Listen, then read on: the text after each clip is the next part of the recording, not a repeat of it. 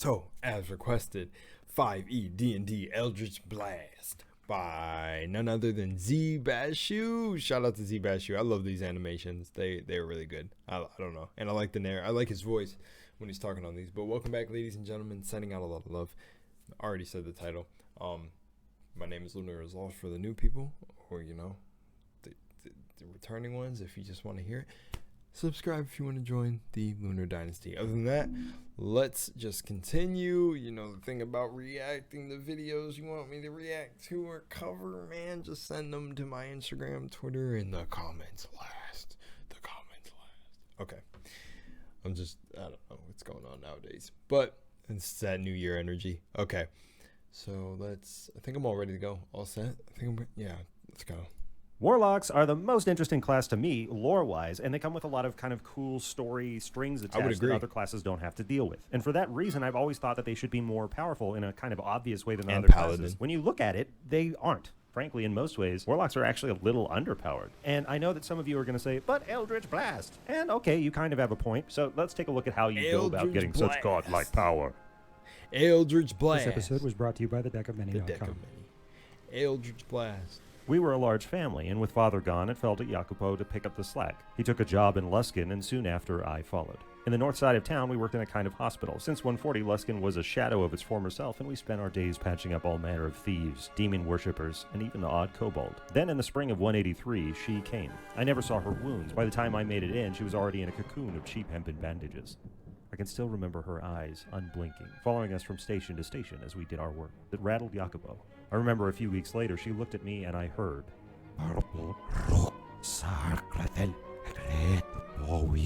At the time, I thought I imagined it. Her bandages didn't move, so she didn't talk. I know better now. She had planted a seed. And when I came back the following day, her bandages were torn and scattered through the room. She was gone. Before sleep each night, I heard it again and again. Purple rock, Sarkrathel, great power. Over the years, the brutality of Luskin hardened me, but not enough to be left untouched. When they found Jacopo, I was done.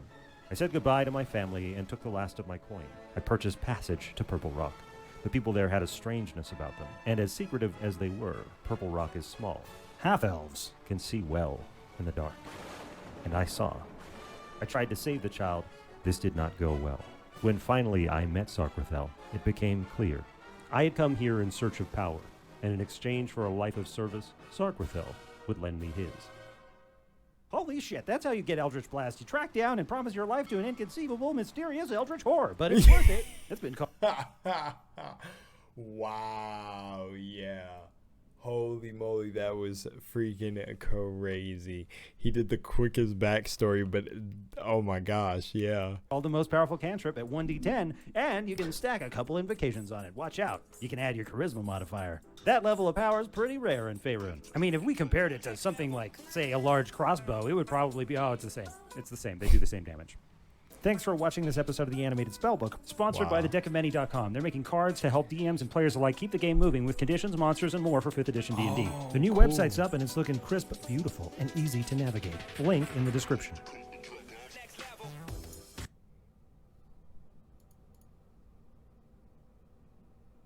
I was trying to see if he hit anything at the end right there. His little character was looking a little bit sus.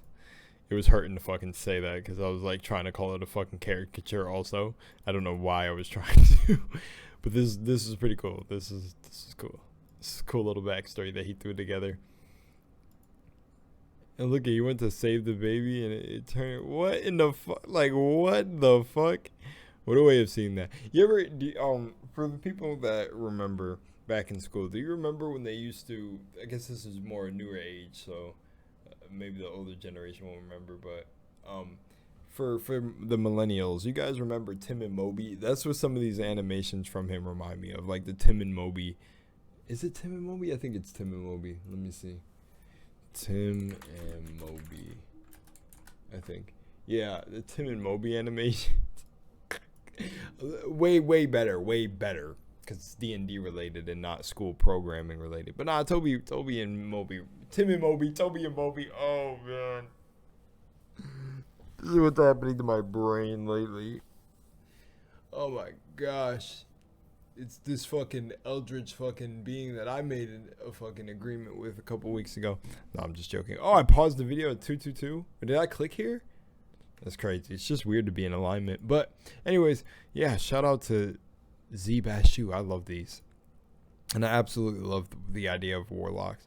My actually, you know what this made me think of? If you care to stay or you're just here for the reaction. My friend actually just came up with a cool little backstory for a warlock. And I would actually like to share it here. One sec. I don't think he minds at all. But yeah, I don't know why. I'm just like watching it again. I don't know why. That happens to me. I'm like, sometimes they capture me so much that I just want to go back. Who knew this baby was a fucking octopus spawn?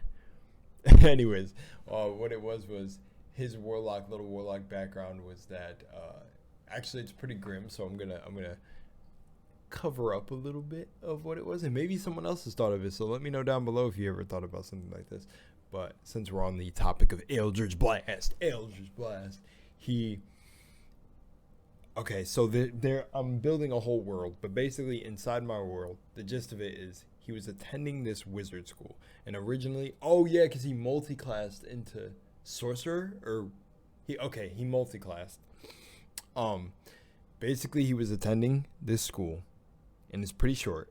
It's not long. It's pretty short if I leave out the details. But long story short, attending this wizard tower, he was like the top of his class as sorcerer, and like up and coming top of the class sorcerer. A lot of jealousy from a lot of people in the organization, but somehow he had that little bit of luck to always find his way, not getting played. Like, he knew at every corner they were trying to play him, and he was so good with his tricks and little things that he could do with his magic that he always found a way to turn it back onto the people trying to set him up for failure and trying to get him initially kicked out of school.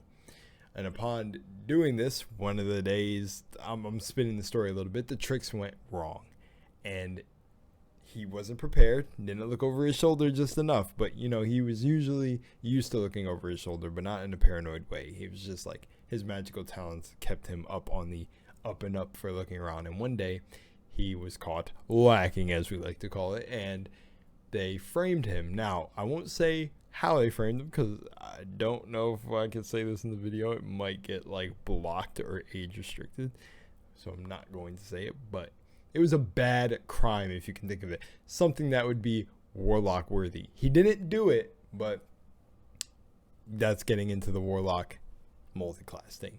So upon getting framed for this, it was the whole school after him, everybody, and they spun the story to like the townspeople too. So he got like exiled from the whole city, and he was kicked out of basically this mage school, or it was arcane, and everyone in the arcane talents. There were even some not paladins but clerics that attended this too, and pretty much boom, kicked out, exiled, and on the point of being exiled, and with a rage in his heart to basically get back at the people who framed him, he went on.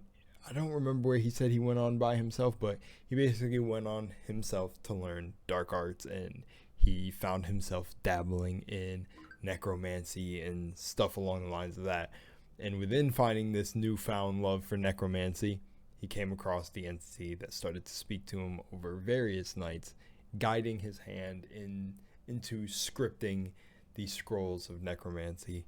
And lo and behold, he wrote himself up a contract. That's kind of how I'm spinning it, but yeah. So it was pretty cool, and then it's thus the warlock abilities.